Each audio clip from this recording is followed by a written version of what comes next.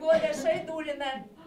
Твой персональный номер. Такого подарка Хадича Шайдуллина точно не ожидала. Со 103-летием самую преданную болельщицу Акбарса поздравляет капитан команды Данис Зарипов.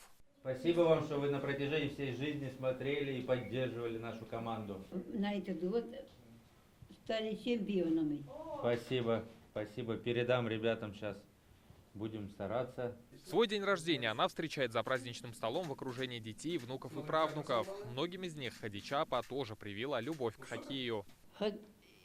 Раньше могла смотреть игры хоть до поздней ночи. Не пропускаю ни одного матча. Каждый жду с нетерпением. За визит к болельщику капитана Акбарса у себя в соцсетях поблагодарил Рустам Миниханов. Порадовали Хадичу Салаховну. В свои 103 года активно болеет за Акбарс. Зарипов молодец, что навестил.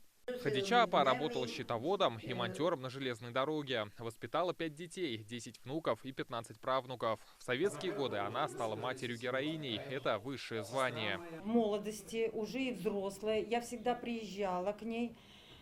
Моя мама старшая дочка же получается, Хадича Абинан. Вот. Если я к маме приезжаю со своими детьми, мы ходим к ней.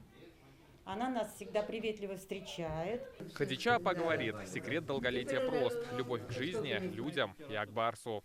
Хоккей моя душа. Рамиль Галиуллин, Рузаль Шарипов и Ленар Хузяхметов. ТНВ. Казань.